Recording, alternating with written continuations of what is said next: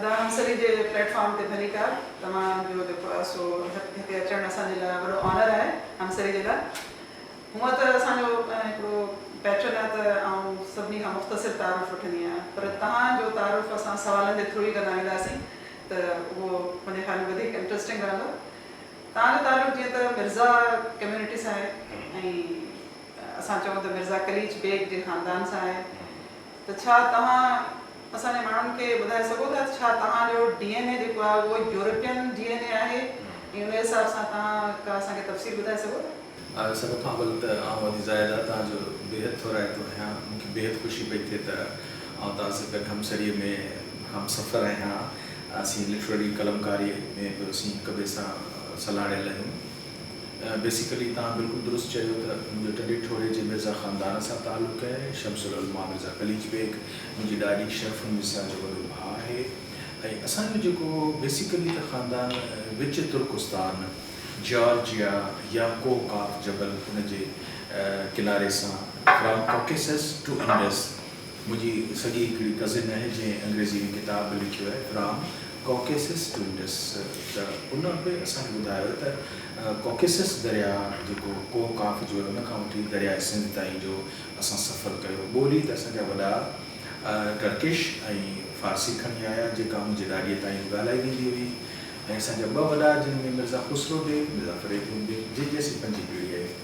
त बेसिकली त हुननि सिंधी ॿोलीअ खे पोइ टाकुरनि जे दौर में हिते अची अख़्तियार कयो ऐं पोइ हुनजी जीन्स में छाकाणि त हीअ वेढ़ाक ख़ूबसूरत कदावर जी जो औरतूं हसीन आहिनि, मर्द बि माशाल्लाह, पर हाणे तव्हां जॾहिं मूंखे ॾिसंदो त तव्हां त चवंदो त हीअ त एॾो को हसीन कोन्हे।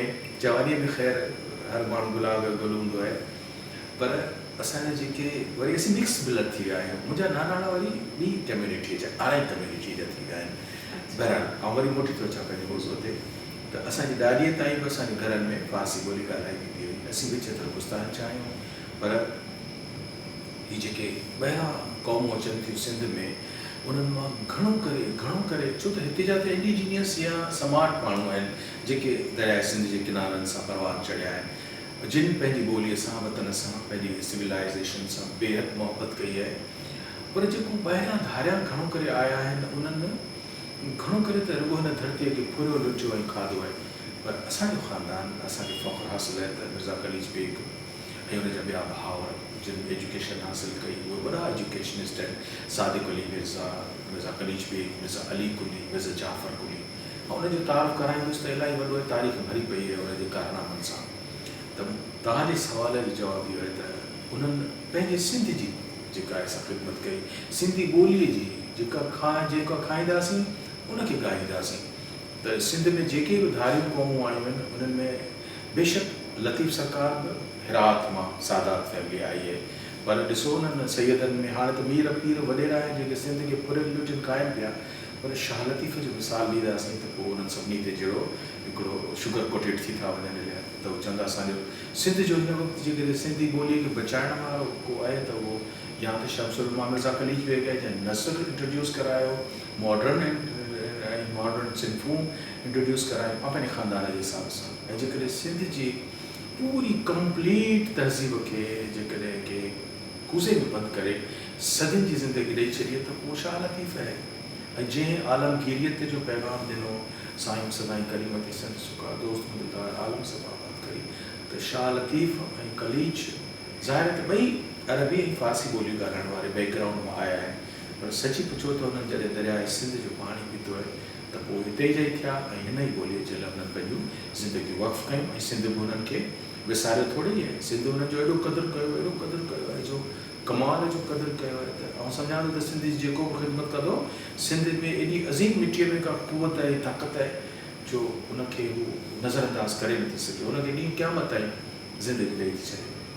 अच्छा, इन में हिकिड़ो ॿियो सुवालु उभरे थो त मिर्ज़ा कलीच बेग उनजो वालिद साहब मिर्ज़ा फरीदुल बेग जेको आया त उन सां गॾु उनजूं फीमेल्स बि जेके आहिनि से ख़ानदान जूं आयूं, जॉर्जिया जूं हुयूं, या वरी उहे उन्हनि हिते सिंधी औरतुनि सां शादी कई या उन्हनि जेको आहे सो तव्हांजो ब्लड जेको आहे मिक्स थियो। छो जो इहे सवाल आहिनि जेके आमतौर ते तव्हां खां पुछिया नथा वञनि, पर मुंहिंजे ज़हन में इन्हनि सवालनि जे लाइ हिकिड़ी जेका थी चइजे त ॼाण हासिलु करण जी ॾाढो शौक़ु आहे ऐं चाहियां थी त मूंखे ख़बर पए त पोइ तव्हांजे ख़ानदान में वरी कहिड़े ख़ानदान मां जेके औरतूं आहियूं जिन सां तव्हांजे उन्हनि मिर्ज़ा कलीद बेग साहिब जे दौर में शादियूं थियूं त अॼु ज़ाहिर तव्हां सची इंतिहाई ज़बरदस्त सुवालु कयो आहे छाकाणि त असांजा ॿ वॾा जिन खां अॻिते वॾनि जी न उन्हनि वीचारनि खे बि ख़बर कोन हुई तव्हांजो सुवालु थींदो त पोइ छो ख़बर न हुई उहे एॾा बाशऊर कोन हुआ छा जॾहिं उहे सिंध में आया त मिर्ज़ा ख़ुसरो बेग जंहिंजी आउं पंजी पीढ़ी आहियां डॉक्टर ज़ुल्फ़िकार मिर्ज़ा जस्टिस असांजो ज़ाकिर हुसैन मिर्ज़ा सिंधी असेंबली जो रहियो सेक्रेटरी या इवन नजफ़ मिर्ज़ा जेको असांजे नैब में डायरेक्टर असीं सभिनि ख़ानदान जा फ़र्द आहियूं चवण जो मक़सदु इहो त मिर्ज़ा ख़ुसरो बेग जॾहिं सिंध में आयो त उनजी उमिरि 14 साल हुई मस ऐं उनजा वालिदैन छाकाणि त हू टिफलस या जॉर्जिया जी हिकिड़ी नंढड़ी रियासत जा नवाब हुया ऐं हुन ते फ़तेह अली शाह काचार जेको ईरान जो बादशाह हो रूस जी जंग में छंजे विढ़नि सान लताड़जनि बूढ़ा त उनजी सॼी फैमिली ख़तमु थी वई हली हू जेकी अकेलो सिर बचो मिर्ज़ा ख़ुसरे बेग जो हुनजी माउ हुनजा भाउर सभु शहीद थी विया हुया मरी विया हुया उन खां पोइ हू करमली मीर करमली जे ज़माने में जेको सिंध जो ॿियो नंबर टालपुर बादशाह तव्हांखे ख़बर आहे त सिंध जी चौयारी 4 बादशाहनि ते मुश्तमिल आहे जिन कलोड़नि खे डिफीट ॾेई बादशाह थी विया उन्हनि में वॾे में वॾो फ़तेह अली टालपुर ॿियो करम अली टालपुर टियों ग़ुलाम अली टालपुर चौथों मुराद अली टालपुर जंहिंजे फर्ज़नि मुंहिंजो नालो मुंहिंजी वालिद मीर नसीर ख़ान जे नाले ते रखियो अथई बादशाह थींदो पोइ उहा ॿी ॻाल्हि आहे त अम्मा चवंदी त पोइ तो टिजोड़ियो त कोन पर लफ़्ज़ तौरु ॻाल्हाए तूं ॻाल्हाईंदा सो वरी पोइ थो चवां त असांजो जेको ख़ुसरो बेग हो उहो त 14 सालनि में हुन जेको फ़तेह अली शाह काचार जी मदद सां सिंध में अची वियो ऐं बादशाह जो पुटु थी वियो मीर करम अली ख़ान जो जंहिंजो पुटु कोन हुयो उन तुर्की ॿोली ॻाल्हाइण वारो हुओ हिते तुर्की केरु सम्झे हिते त फ़ारसी ॻाल्हाईंदा हुआ लिहाज़ा उनखे वरी तुर्कीअ जो ई अहिड़े ई कंहिं ख़ानदान जो ॿियो तबाह हाल छोकिरो जंहिंजो नालो फरीदून बेग मिर्ज़ा हो उन उनखे ॾिनो हाणे हिननि जूं बि मायूं ख़तमु थी वियूं औरतूं ख़तमु थी वियूं त ईअं ॼण सम्झो त जीअं हज़रत आदम खे आसमान मां त उनजी कुख मां बीबी हवा निकिती माई त का न हुई उन पंहिंजी कुख मां पैदा थी हाणे मिर्ज़ा ख़ुसरो बेग जी हाला जे मुग़लनि मां शादी कराई ॿीरनि नंढी उमिरि में 15-16 सालनि जो त उनजी उन्हनि खे मैरिज कराए छॾी पर हाला जा मुग़ल हुया उन जी नंढड़ी जेका ॼाई त तेसि ताईं हू जेको 8 सालनि जो फरीदून बेग हो उहो जॾहिं 16-17 सालनि जो थियो त हू माई 12-13 जी थी ख़ुसरे बेग जी धीअ जेका मूं ॼाई ख़ुसरे बेग खे औरतूं हुते कुझु कोन हुयूं हिननि पंहिंजी औरत पाण पैदा कई ऐं हू ॿई जेके पाण में माइट कोन हुआ मिर्ज़ा ख़ुसरो बेग ऐं फरीदून त ख़ुसरो बेग जी पंहिंजी न्याणी जेका 11 सालनि जी वस थी त हुन फरीदून सां परणाए छॾी उन मां माशाअल्लाह 7 पुट हुनखे ॼावा हिकिड़ी धीअ ॼाई जेका मुंहिंजी ॾाॾी आहे शरफ़नि सां ऐं हुनजा 7 पुट जंहिंमें मिर्ज़ा ग़ुलाम रज़ा मिर्ज़ा जा सादिक कुली मिर्ज़ा कलीज बेग मिर्ज़ा अली कुली हैदर कुली जाफ़र कुली इहे सभु 7 भाउर आहिनि जेके त उन्हनि खे का बि औरत उते कान हुई हाणे असांजी फैमिलीअ में छाकाणि त पोइ तमामु जल्द जेको आहे न ज़वाल आयो आहे असांजे मीरनि जो ज़वाल 1843 ताईं ख़बर आहे त चार्ल्स नेपियर अची वियो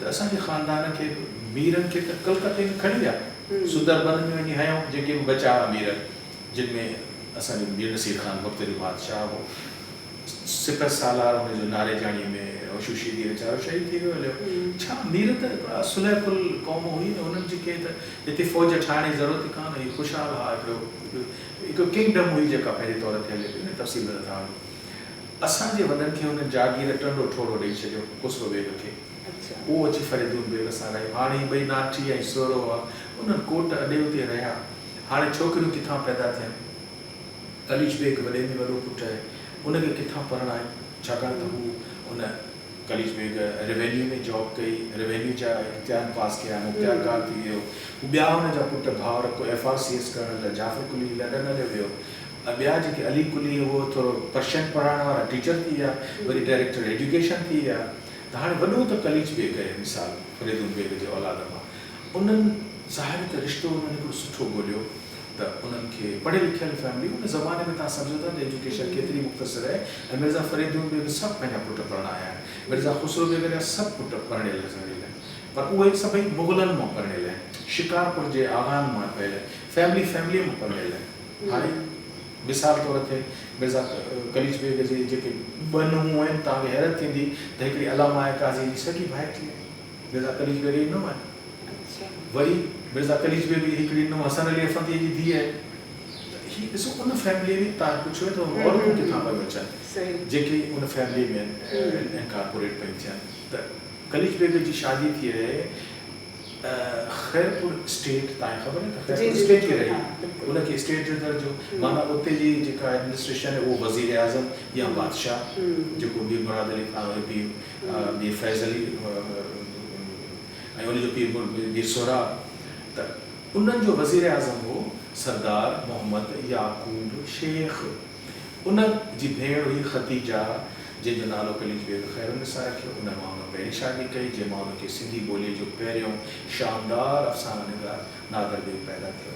त असीं जीअं वरी असां पंहिंजे ते अचूं त पोइ हिकिड़ो ज़मानो गुज़रंदो वियो आहे त असांजी वालदा जेका आहे ऐं अचां त उहा आराई आहे, शरीफ़ा उनजो नालो आहे ऐं उहा माइग्रेटरी आहे हिंदुस्तान खां। पोइ शादी थी वई, मूंखे ख़बर न आहे जॾहिं मूं पंहिंजी माउ खे लहद में रखियो पिए त आउं हैरान हुउसि त ही अलाए जी कहिड़नि माइटनि खे ॼाई, अलाए जी कंहिंजी मिटी आहे, इहा अची असांजे कब्रिस्तान में छो सुती आहे।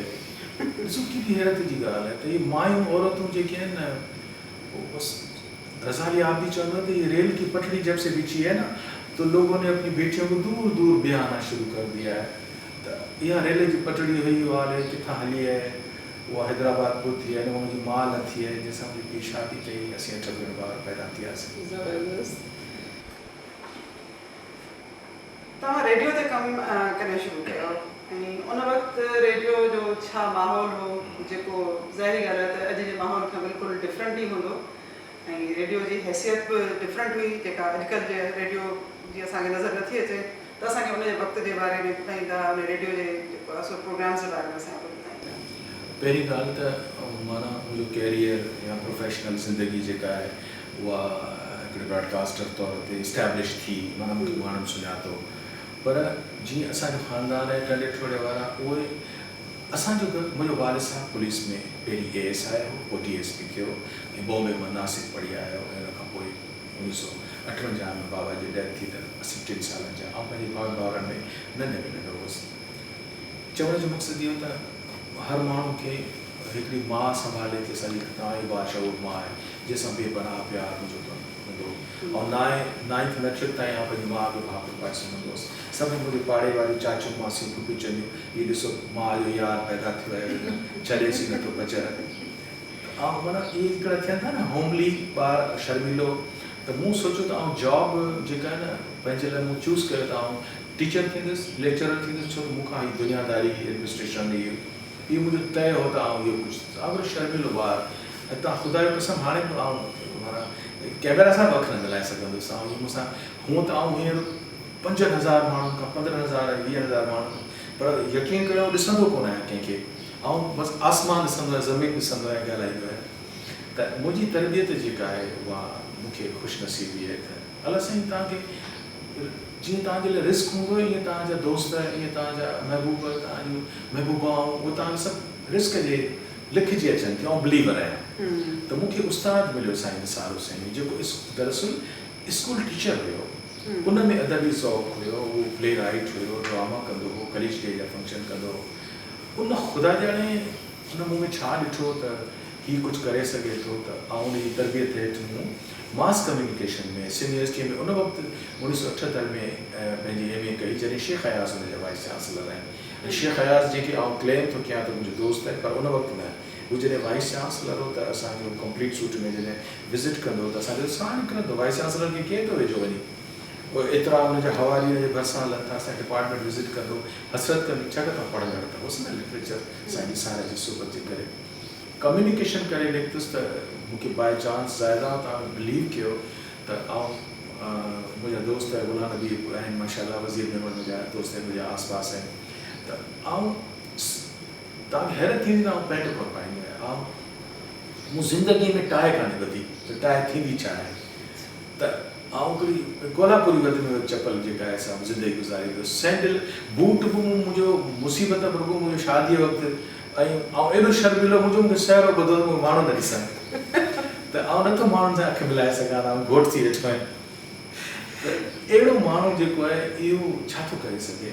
त आउं लामवाला पहिरीं हिकिड़े स्कूल में टीचर थियोसि, पोइ मास कम्युनिकेशन दौरान में आउं पब्लिक रिलेशन ऑफिसर थियुसि तज़ीन फरीदी साहिबा जी जो। तज़ीन फरीदी जेका हूंदी हुई उहा सोशल वेलफेयर जी जेको डिपार्टमेंट हूंदो कराची में, उन में आउं उनजो PRO थियोसि। पर उन विच में भले ई हिकिड़ो छाकाणि त का ॻाल्हि कोन्हे, हाणे सॼी मुंहिंजे ॿारनि खे बि ख़बर आहे, मुंहिंजे घर खे ख़बर आहे त मुंहिंजी सॼी सौट मुंहिंजी ज़िंदगी हुई। पोइ ख़बर पई त थोरो कुझु इख़्तिलाफ़नि जे करे आउं कराची में नौकिरी पियो कयां, त हाणे आउं 16 ग्रेड में आयो आहियां, हाणे शादी कंदुसि। उन सां जेका मूंखे पंहिंजे शादी करणु चाहिए। जी हाँ, नालो नथो वठाए हुनजो, सोशल मीडिया ते अची वेंदी त घर में खां गड़बड़ थींदी। त अलमुख़्तसिर त ख़बर पई त उनजो हुन ॿियनि माण्हू करे छॾियो आहे। आउं त कराची में नौकिरी पियो कयां, हिन असर में त हाणे आउं ऑफिसर थियां, हाणे शादी कंदुसि। सो बहरहाल ख़बर पई त हुनजो मामलो ॿिए पासे थियो, मूं इस्तीफ़ा ॾिनी। बिना इस्तीफ़ा ॾियण जे आउं सोशल वेलफेयर मां कराची मां घर अची वियुसि ऐं हिकिड़ी बेरोज़गार ज़िंदगी गुज़ारण जे लाइ मुंहिंजी माउ, मुंहिंजी वालदा वरी विया रिश्तो वठणु, बाबा असांजो छोकिरो नौकिरी छॾे आयो आहे। हुन चयोसीं छा कयूं, असां परणाए छॾीसीं, माण्हू खिलायूं, मिठाई विराइजी वई आहे, वरी तव्हांजे करे वरी असीं मिठाई वापसि घरु वठूं। पोइ मूं चयो त हुन शादी कंदुसि, न नौकिरी कंदुसि, ऐं ख़ुदकशी कंदुसि।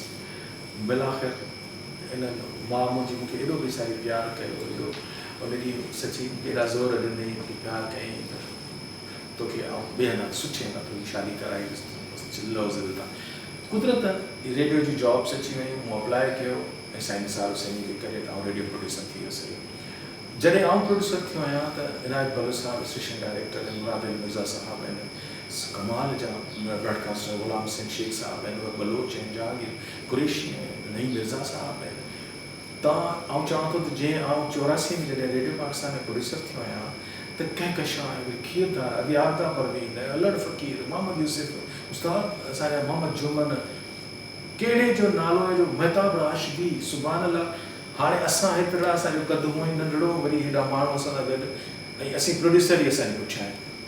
त रेडियो में बादशाह जेका पोस्ट आहे उहो प्रोड्यूसर जी आहे, त मूं बादशाह कई। मुंहिंजे मथे ते को ताज कोन्हे, पर मूंखे म्यूज़िक सेक्शन सां दिलचस्पी रही त मूंखे ॾेई छॾियो।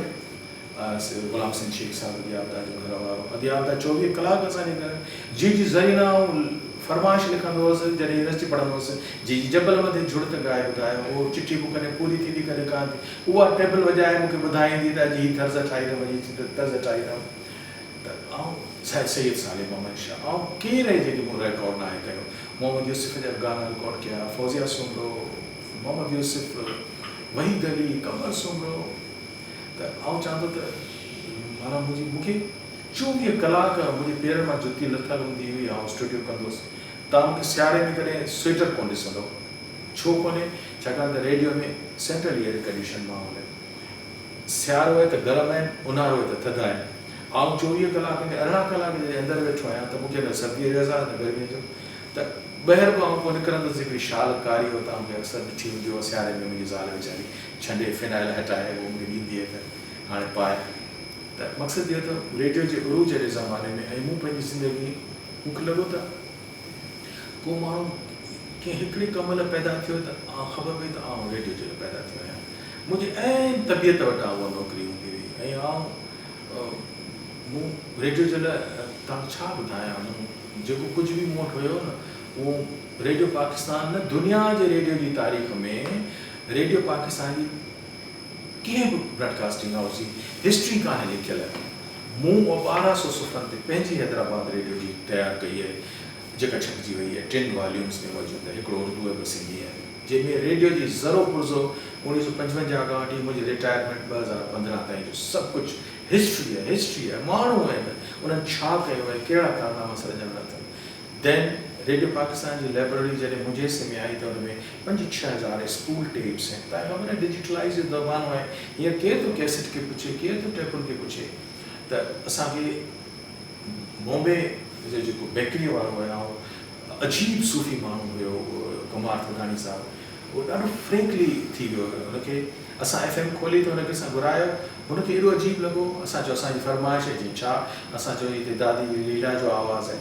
ॾिसो कंहिंखे पंहिंजो शिकार किराइण जेकॾहिं तव्हांखे अचे त ताईं कुझु बि किराए सघो था, वरी बिल्डिंग मिंट में सेंसन ढिलाए लाइ रुॻो हेॾा वार असीं ईअं कई त पिलर किरी पिया, महल तबाह थी विया। त उनखे रुॻो हिकिड़ो ईअं लफ़्ज़ चयो त मूंखे सुशीला मेहताणी जो टेपूं साईं सड़नि पियो, दादी लीला जो क़ीमती आवाज़ु, साईं नारू भॻत हुया, चई छा करियां, मुंहिंजो कंप्यूटर खपे। उन जो वक़्तु असांखे डिजिटलाइज़ सिस्टम सॼो हणाए ॾिनो, वॾो माण्हू हुयो जंहिं ते मूं उहे 4-5 हज़ार टिकटूं डिजिटलाइज़ कई, पर मूं त चयो इहो त सॼो कंप्यूटर ई पियो आहे, माण्हुनि खे ख़बर कीअं पवंदी। 8 साल आउं हुन ते वेठो आहियां सॼे पंहिंजे एक्सपर्ट सां सिस्टम सां। उहो मूं हिकिड़े हुनखे फोल्डर ठाहींदो वियो आहियां, ABCD वाइज़ जेके थियनि था, त A सां शुरू थींदड़, B सां शुरू थींदड़, आर्टिस्ट, ड्रामाटिस्ट, उनजो जेको मटीरियल बचियल हो उहो 500 कलाकनि खां वधीक जी रिकॉर्डिंग डिजिटलाइज़ करे मूं कैटलॉग ठाहियो, शुक्र अल्हम्दुलिल्लाह। उहो मूं सॼो पेपर वर्क कयो, हुनखे मूं हमीदा खुंड खे ॾेखारियो, हुन मूंखे 5 लख रुपया ॾिना त इहो तूं छपाए, त उहो असां कैटलॉग छपायो आहे। हिन वक़्तु जेको मूं कंप्लीट कयो आहे रेडियो पाकिस्तान जी pictorial history of radio Pakistan Hyderabad, जंहिंमें 2500 खां वधीक नायाब तस्वीरूं आहिनि, त केरु अनाउंसर हुया, केरु कॉम्पियर हुया, केरु सदाकार, केरु अदाकार, किन छा कयो, डायरेक्टर केरु आहे, प्रोड्यूसर केरु हुआ। त उहो ऐं बल्कि जेकॾहिं सोशल मीडिया ते वञे थो, यार दोस्तो ख़ुदा जे वास्ते मूंखे 7 लख रुपया किथां करे ॾियो। मूं पंहिंजी पेंशन मां पंहिंजी ज़ाल खे चयो मूंखे 7 लख ॾे, चई त न्याणी वेठियूं आहिनि, छोकिरो पढ़े पियो, त इहो पाण ॿियो छा आहे।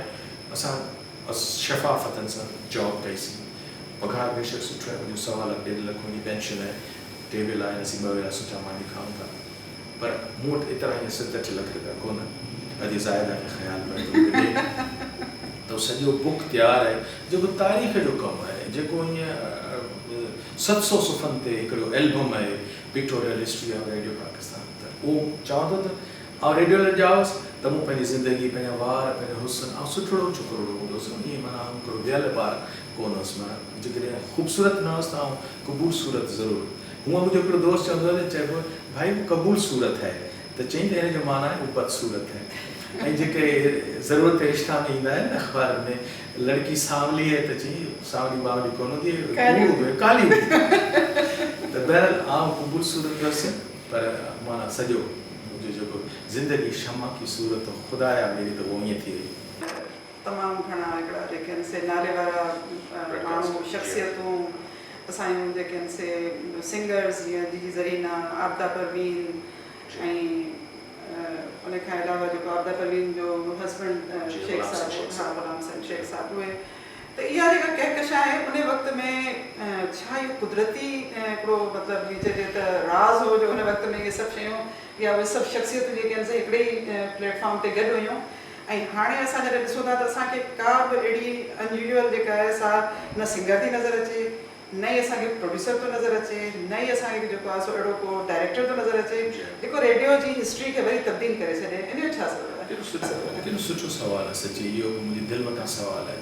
हूअं सिंधीअ में, उर्दू में, अंग्रेज़ी में, छा में कहिड़ी ॿोली में चइजे त जेको कमु जे ॾांहुं जो आहे उनखे ई करणु घुरिजे। त ही हिकिड़ी स्पेशल जॉब आहे रेडियो पाकिस्तान जी या ब्रॉडकास्टर जी। ऐं छो त हिकिड़ो बैंकर हिकिड़ी स्पेशलिटी थींदी आहे माण्हुनि जे मिज़ाज जी, जेका हुनखे नेचर ॾेई थी छॾे, हुन में कंहिंजो ॾोह कोन हूंदो आहे। मिसाल आउं हिसाबनि में कमज़ोर आहियां, मुंहिंजी नंढड़ी माशाल्लाह ACCA कई आहे, मिंट में हीअं सवाल जवाब थी ॾे, हिसाब थी ॼाणे, मैथमेटिक्स थी ॼाणे। त मां ॾिठुमि त हिन में इहो गट्स आहे, मूं में इहो गट्स कोन्हे। त हीअ जेको रेडियो में जेके माण्हू अचनि था उहो बाय एटीट्यूड ब्रॉडकास्टर हूंदा आहिनि, पोइ उहे पंहिंजे प्रोफेशन सां सिंसियर हूंदा आहिनि। ऐं हीअ जेकॾहिं अॼु आबदा ठही आहे त अॼु आबदा अलॻि ऐलान थो चवां त अॼु आबदा खे को पंहिंजे पीउ ग़ुलाम हैदर कोन ठाहियो, हुनखे अमा मुमताज़ कोन ठाहियो आहे, हुनखे रेडियो जो प्रोड्यूसर ठाहियो आहे।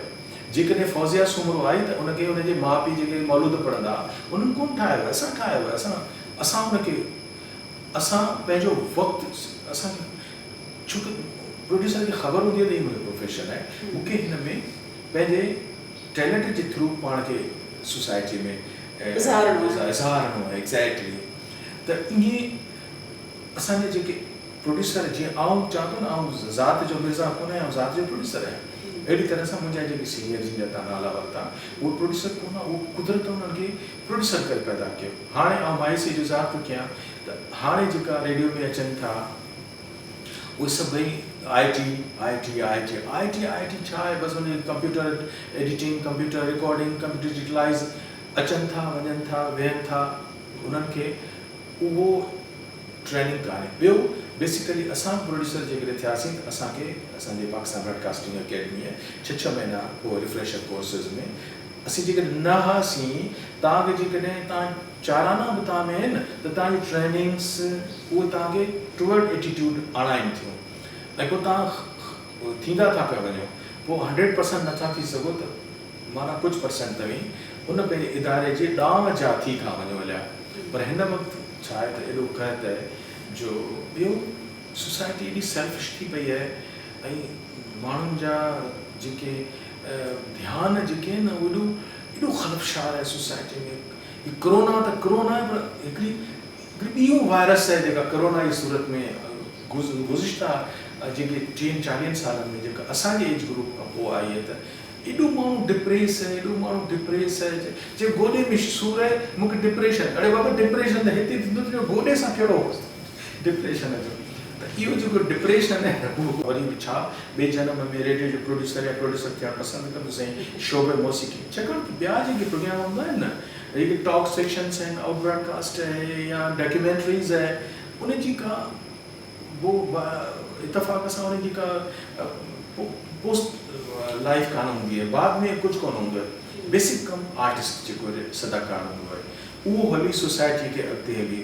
मिसाल मोहम्मद अली निकितो, मुस्तफ़ा कुरैशी निकितो, अदी रुबीना आर्टिस्ट थी, रुबीना ने आदि आपदा परवीन निकिती। त उन्हनि शोबनि में जेके माण्हू कमु कनि था न, उन्हनि खे अहसासु हूंदो आहे त इहे जेको असीं जंहिं ते हेॾो लेबर कयूं पिया त इहे अॻिते हली असांजो नालो पैदा कंदा। हाणे ॻाल्हि इहा आहे त मूं चयो त आउं अॻिते जनम में वरी प्रोड्यूसर कोन थींदुसि, म्यूज़िक जो प्रोड्यूसर त मरी पाऊं कोन थींदुसि। छो न थींदुसि?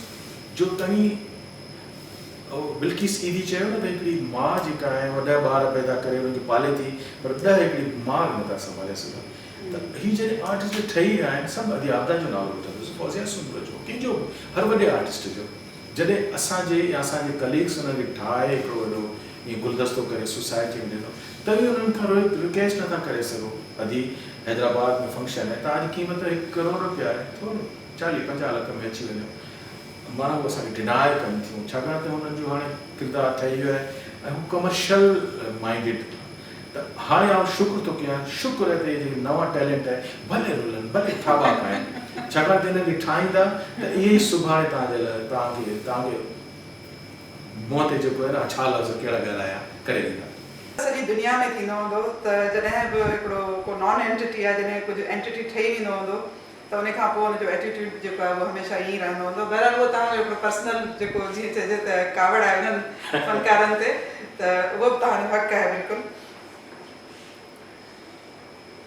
अच्छा, तव्हां हींअर ॿुधायो त तव्हां रेडियो जी जेका तारीख़ आहे 2015 ताईं उनखे तव्हां सहेड़ण जी बिल्कुलु पूरी कोशिशि कई, त तव्हां उनखे सहेड़ण छो ज़रूरी सम्झो ऐं सरकार छा तव्हांखे हिन जे तारीख़ खे जेको आहे सो कंपोज़ करणु, उनखे प्रिंट कराइण जे लाइ तव्हांखे का सहकार कयो या न?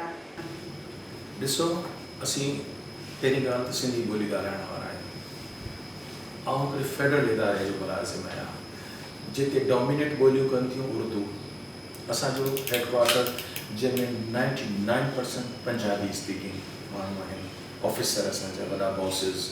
ऐं दरियाए सिंध तव्हांखे ख़बर आहे त असीं पुछड़ीअ में असांजो सिंध जेको आहे न उहो सॼो मथां खां लहंदो पियो अचे ऐं असीं नज़रअंदाज़ थींदा पिया अचूं हर सतह ते। असीं पंहिंजनि उन्हनि साड़ियलनि बॉसिस खे इहो चई नथा सघूं त असीं पंहिंजी ॿोली, पंहिंजो कल्चर, पंहिंजी म्यूज़िक, पंहिंजो लोक आर्ट केरु थो हुन सां दिलचस्पी रखे। पाकिस्तान में उहो त सुठो आहे त साईं जन साईं ते सलाम आहे, जीअं असांखे शऊर ॾिनो आहे त बाबा इहे असीं सिविलाइज़्ड आहियूं, असीं 5000 साल बैकग्राउंड रखूं था, असीं पंहिंजो रिचेस्ट कल्चर जा मालिक आहियूं, त असांखे उहो केरु थो पुछे। हुनखे पंहिंजी ॿोली जो अहसासु कोन्हे, पंजाब वारनि खे पंहिंजी ॿोली जो अहसासु कोन्हे, पिशावर जी साईं ब्रॉडकास्टिंग में कमु कयो आहे, लाहौर ते कमु कयो आहे। कहिड़े पंजाबी खे पंहिंजी ॿोली ऐं कल्चर सां प्यार आहे, कहिड़े पश्तून खे पंहिंजी ॿोली ऐं कल्चर सां प्यार आहे? नेवर। उन्हनि खे जर्मन वञिणो आहे, उन्हनि खे अमेरिका वञिणो आहे, उन्हनि खे डॉलर खपे, उन्हनि खे पाउंड खपे, उन्हनि खे सुठियूं जॉब्स खपनि, उन्हनि खे पॉलिटिक्स में दुधड़ उॾाइण जो जेको आहे। त उन्हनि जी हाणे मूंखे उतां त को सपोर्ट मिलण जो सवाल ई पैदा नथो थिए। बाक़ी हिकिड़े बादशाह ख़ानदान पैदा थिया। मुंहिंजो ॾाढो कलीज बेग पनो पनो, फोटो फोटो, फाइल फाइल, ख़त ख़त, ज़ाहिर आहे त हुनखे ॾिसां पियो, हुनजे लाइब्रेरीअ जो यादि हाफ़िज़ आहे। मूंखे ख़बर आहे त हुन हिकिड़ो ख़त संभालियो, हिकिड़ी तस्वीर संभाली, मूं हुनजो हिकिड़ो कंपाइल कयो आहे एल्बम, जेको कलीज चेयर जे तरफ़ां। तव्हां ॾिसंदो त हुन छा माण्हू पंहिंजे ज़माने जे कमिश्नरनि, पंहिंजे लेखकनि, राइटरनि, हमअसरनि, दोस्तनि, हुनजा फ़ोटा हुन कलीज जा एल्बम आहिनि। 1000 तस्वीरूं आहिनि हुन में। नायाब तरवट जो फ़ोटो अब्दुल कादिर मोगी सॼी दुनिया में ॻोल्हींदो रहियो। तरवट जो फ़ोटो तव्हांखे किथे कोन मिलियो आहे। जॾहिं हू हुते डिप्टी कमिश्नर थियो आहे थर जो, मूं हुनखे चयो त हा, मूं पंहिंजे ॾाॾे जे एल्बम में ॾिठो, तव्हांखे ॾियां थो। त मूं चयो त मूं हिकिड़ो तय कयो, त नाचीज़ आहियां, को पॉलिटिकल फिगर कोन आहियां, न को एक्टिविस्ट आहियां, न को मुंहिंजी ज़बान ते नारो आहे। मूंखां पुछंदा आहिनि तुंहिंजो लिटरेचर में को नारो आहे? जेतिरो पाऊं एतिरो लेखक आहियां। तुंहिंजो को नारो आहे? हा, मुंहिंजो नारो आहे, मुंहिंजो नारो आहे नारायण हैदरी। त लिटरेचर में अली अली कंदो आहियां। अदी फहमीदा हुसैन मूंखे चवंदी आहे, भाई तूं लिटरेचर में इहो बीह थो अदबी फंक्शन करणु, अली जो नालो वठी। मूं चयो अली केरु? अली नजुल बलागा आहे। क़ुर खां पोइ वॾे में वॾो इल्म जो घर अली आहे। त हुनजो नालो हिन इल्मी स्टेज ते न वठां त कंहिंजो वठां?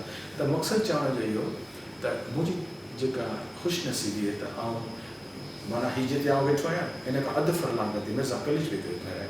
कलीज बेग जो कुतुब खानो, जंहिंजो अखर अखर कबट कबट मुंहिंजो नंढपण खां वठी पंहिंजे चाचनि सां, पंहिंजे वालदेन सां, उनजो मूंखे त ख़बर ई अथई कलीज जी टेबल आहे, कलीज हिन पींघे में लुॾंदो हो। कलीज बेग जो घर ॿाहिरां ॾिठो आहे, जिते हू पलंग ते सुम्हंदो हो, जिते हुन ॿार ॼणिया, जिते हुनजी ज़ाल सुम्हंदी। हीअ हुनजी ज़ाल जो कबट आहे, सभु लिखिया पिया आहिनि। मिसिस कलीज बेग जो कबट आहे, हीअ कलीज बेग जो पींघो आहे, हीअ कलीज बेग टेबल आहे, हीअ कलीज बेग जा फाइल आहे। त पोइ मूं सोचियो त ॿियो त कुझु कोन्हे दुनिया में, इंसान त हिकिड़ो नुक़्ते जे बराबरि कोन्हे, नुत्फ़ो आहे नंढड़ो। त जंहिं इदारे में आयो आहियां, हुनजो रिस्क हलाल कयां, ऐं मूं में शऊर आहे।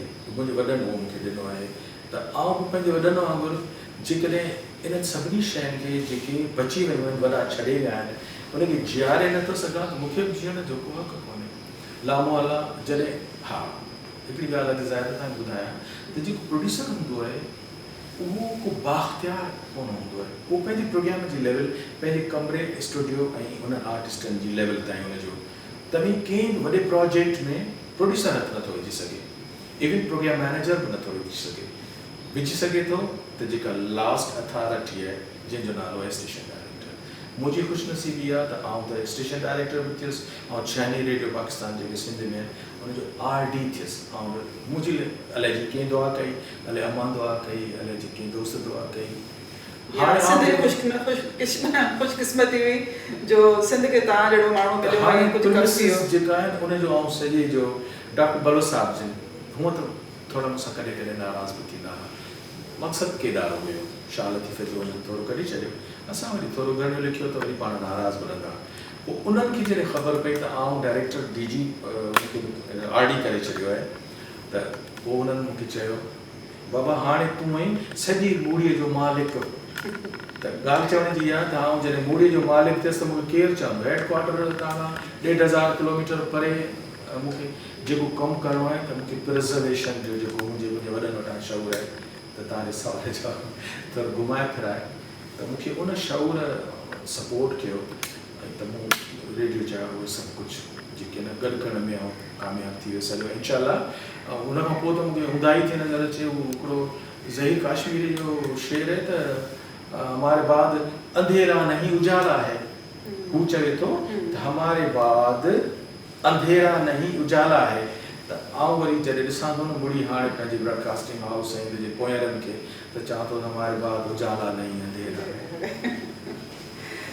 लिखियो आहे, पर असांखे ॿुधायो त तव्हां केतिरा किताब जेके आहिनि से लिखिया आहिनि ऐं कहिड़नि मौज़ूअनि ते लिखिया आहिनि, ऐं उन खां अलावा उन्हनि सभिनी किताबनि में तव्हांजे दिलि जे वेझो कहिड़ो किताबु रहियो आहे ऐं उनजो सबबु छा आहे?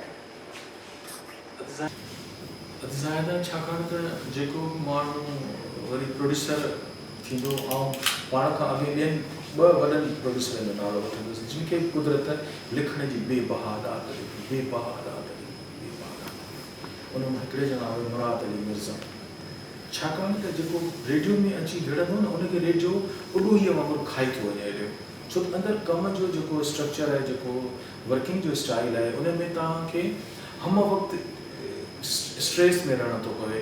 तव्हांखे ही पॉलिसियूं आहिनि, तव्हां हीअ कयो त मुराद अली मिर्ज़ा साहब शानदार ट्रांसलेटर, शानदार फिक्शन निगार, पंहिंजे दौर जी हक़ीक़त निगारी में हुन जहिड़ो केरु आहे। पर आउं चवां थो त हुन छा लतीफ़ ते नाविल लिखियो आहे सामी सिज वड़ा, उहो हुनजो वॾो कारनामो आहे। ॿियो माण्हू मुमताज़ मिर्ज़ा साहब आहे, उहो दुनिया जे ख़राफ़ात में पर कुदरत हुनखे कलम जो एॾो धणी कयो आहे जो पीर हिसामुद्दीन अली मोहम्मद राशिदी खां पोइ जेकॾहिं सिंध में को वॾे में वॾो सिंधीअ जो नसब निगार कल्चरल बैकग्राउंड सां त उहो को न आहे, मुमताज़ मिर्ज़ा आहे। ऐं दावा सां थो चवां त हाणे तव्हांजो जेको सुवालु हो त आउं लेखक, हाणे आउं बेशक मूंखे लिखणु पढ़णु आउं बुनियादी तरह सां शाइर मूंखे हिकिड़ो, पर आउं शाइर ईअं कोन थी आयुसि। आउं पंहिंजे हिकिड़े डिफरेंट डिक्शन सां आयुसि। मूंखे ख़बर आहे त हीअ इमदाद हुसैनी डिक्शन आहे, त आउं हिनजो कॉपीस कंदुसि। ऐं शेख या डडन न बाबा, हीअ आउं शेख साहिब खे आउं वेझो न ईंदुसि। वरी तनवीर अब्बास पढ़ां ज़रूरु थो, पर आउं इन क़बीले सां इन्हनि जे आउं ततबो न कंदुसि। इमदाद हुसैनी मूंखे शहरी माहौल जे करे वणियो। जेकॾहिं तव्हां अॻिते हली चवंदो त आउं तव्हांखे पंहिंजी कुझु शयूं ॿुधाईंदुसि, पर शाइरी जेका अथव न, जेका आउं थियण थी चाहिए, ऐं मूं शायदि किथे लिखियो पिए त आउं मरी वञा त मुंहिंजी हसरत आहे त क़बर जे कतबे ते लिखियो वञे नसीब मिर्ज़ा शाइर, पर मूं पंहिंजो जॾहिं मजमूओ सहेड़ियो त हुनजो नालो न चयो, थी न सघुसि शाइर। इन करे जो मुंहिंजी तवजो उन ते न वई, छा त शाइरी ऐं पन जी बीड़ी जेका हूंदी अथव ऐं कॉफ़ी, इहे सभु शयूं वक़्त ते इस्तेमालु थींदियूं आहिनि। पन जी बीड़ी तव्हां दुखाए ॿिए ख़्याल में हलिया वञो विसामी वेंदी, कॉफ़ी तव्हां ध्यानु ॿिए पासे हलिया वञो ठरी वेंदी, तव्हांजे कम जी कान्हे। पखी जेको आहे न हिकिड़े टारीअ ते वेहंदो आहे न, उहो जॾहिं हीअं करे उॾामी ईंदो आहे त टारी इलाही देरि ताईं लुॾंदी रहंदी आहे। त आउं चवां अहिड़ी वाइब्रेशन, माना अहिड़ो आउं इम्प्रेशन छॾिया जो मुंहिंजी शाइरी लुॾंदी रहे थोरी देरि ताईं। ऐं पर छाकाणि त मुंहिंजो फुल टाइम पर पंहिंजे प्रोफेशन ॾांहुं रहियो। शाइरी तव्हां ख़ातून आहियो, माशाल्लाह तव्हांजो हस्बैंड आहे। आउं पंहिंजी ज़ाल तां जेकॾहिं नज़र हटायां न, मारे छॾे मूंखे थोरी देरि जे लाइ ख़बर पए त आउं ॿिए खे पियो ॾिसां त शाइरी ईअं तव्हां ॿिए ते ध्यानु नथा ॾेई सघो। तव्हांखे कंप्लीट, मुंहिंजी माउ सादा तरीन औरत हुई, मुंहिंजी वॾी भेण अनमैरिड सादा तरीन ख़ातून आहे, मुंहिंजी ज़ाल माशाल्लाह दुर्दाना सुठी पढ़ियल लिखियल तव्हां वांगुरु ख़ूबसूरत आहे। त मूंखे शादी थी त अम्मा चयो बाबा ज़ाल जो सॼो न थी चई, भेण मूंखे चयो बाबा ज़ाल सां बसि कुझु न, हर शइ सां शेयर न कजे। त मूं ॾिठो त अम्मा खे आउं मुकमिल पुटु खपां थो, भेण खे आउं मुकमिल भाउ खपां थो। ज़ाल मूंखे चयो त हाणे त बाबा हाणे न देरि पचारे छॾ, हाणे तूं मुंहिंजो मुड़ुसु आहीं, हाणे माना तोखे 24 कलाक मूंसां हुजे। त शाइरी हिकिड़ी अहिड़ी ज़ाल वांगुरु आहे जेका चए थी हेॾां होॾां न ॾिस 24 कलाक मूंसां। त उहा थोरी मुंहिंजे हेठां डिस्टर्ब थी। हाणे मूंखे नस्र लिखण जो शौक़ु थियो त पोइ सफ़र मनंदड़ ख़ैमे में शाम ऐं इहे किताब, उहे छाकाणि त आउं हलंदे घुमंदे लिखंदो हुयुसि। पर जॾहिं मुंहिंजी रेडियो जी मसरूफ़ियत वधी त पोइ मूं सोचियो त माना पंहिंजे अदबी शौक़ु कीअं पूरो कयां। पोइ मूं हुन लाइ कंपाइलेशन जो कमु कयो, जेके 30 जे क़रीब आहिनि। हाणे उहे माण्हू जहिड़ो मूंखे ख़्वाब में आहिनि, हफ़ीज़ शेख, नादर बेग मिर्ज़ा, शेख अयाज़ जे वफ़ात जे 40 ॾींहंनि जे अंदरि, अदीज़ाइदा तव्हां बिलीव कयो त को माण्हू गुज़ारे थो वञे न, 3 ॾींहंनि खां पोइ तव्हांखे हुनजी वफ़ात जी तारीख़ पिया ॻोल्हींदव, अड़े यार काई तारीख़ गुज़ारे पियो यार, हुनजो कालम भले जी कहिड़ी अख़बार में छपियो हो। पर मूं ज़हानत खां कमु कयो। शेख साहिबु 28 डिसेंबर ते विया, 29 खां जेको अख़बार में उनजे महीने में शाया थियो मूं सॼो कटिंग कंदो रखंदो हुयो। सामी सिज वड़ा, तव्हां पुछो न मुंहिंजो बहितरीनु कमु छा आहे, त पोइ मुंहिंजो बहितरीनु कमु जेको आहे उहो शेख अयाज़ ते ट्रिब्यूट आहे, जेको सामी सिज वड़ा जे नाले सां। उहे कालम, उहे एडिटोरियल, उहे दारिया, उहे ताज़ियती बयान तारीख़ जो हिसो आहिनि जेके कॾहिं बि कंहिंखे हथी कोन अचनि। तव्हां सिंधोलॉजी में वञो, तव्हांखे सेंट्रल लाइब्रेरी में वञो, तव्हांखे अख़बारूं कोन मिलंदियूं, बडल बदा पिया आहिनि, उतां थिया पिया आहिनि, पर हाणे तव्हांखे हिकिड़ो डॉक्यूमेंट अवेलेबल करे ॾेई छॾियो। त अहिड़ी तरह सां मूं ॿियो कमु जेको आहे उहो नादर बेग मिर्ज़ा ते कयो आहे। जेको बि आउं सम्झां थो त मूंखे ॾाढो वणंदो आहे चवंदो हूअं त बाक़ी हमीद सिंधी, आगा सलीम, मुराद अली मिर्ज़ा, मुमताज़ मिर्ज़ा ऐं मुंहिंजो स्टाइल, मुंहिंजो लेआउट मुंहिंजी साईं निसार हुसैनी खां सिखियल आहे। उहो किताबु चवंदो त माल केतिरो बि सुठो हुजे, रुमाल सुठो ॾेखारियो, रुमाल सुठो हुजे त मूं में टैलेंट आहे। ऐं लेआउट जेका आहिनि ऐं पंहिंजे स्टाइल सां कयां थो। मुंहिंजो किताबु ॾिसो तव्हांखे चवंदो त हीअ कंहिं अलॻि स्टाइल सां छपियल आहे। जे सोणो पाण सजाया हुआ मुमताज़ मिर्ज़ा ते किताबु ॾिसो, मुराद साहब, मुराद अली मिर्ज़ा ते, नादिर बेग मिर्ज़ा जूं कहाणियूं, आगा सलीम ते सुबुह जे सितारो वग़ैरह वग़ैरह जेके आहिनि। त बहरहाल सामी सिजवड़ा ऐं नादिर बेग मिर्ज़ा जा कंपाइलेशन आहे। ऐं हिन वक़्तु मां तव्हांखे सची ॿुधायां त जिन माण्हुनि खे केरु पुछे नथो न, मूं उन्हनि खे ॻोल्हे हथु कयो आहे।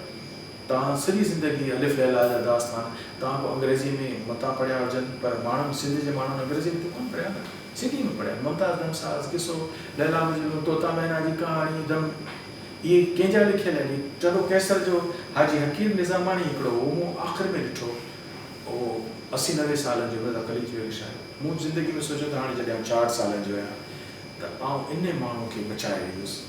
वो RH मंजा हेॾां होॾां। हाणे मुंहिंजे हिन वक़्तु जेको टेबल ते किताबु आहे उहो हाजी हकीर इब्न मंगणे जी कुलियात आहे, जेको शानदार कमु आहे, जंहिंमें अलिफ लैला जो पूरो दास्तान हुनजो तर्जुमो कयल आहे। मुमताज़ दमसाज़ आहे, किसो दो सुबुह आहे, किसो लैला मजनू आहे, किसो सुहिणी निहार आहे, छा आहे जेको हुन में हीरा जवाहर ऐं नदियूं पयूं आहिनि। मूं हुन में हथु विधो आहे ऐं संभाले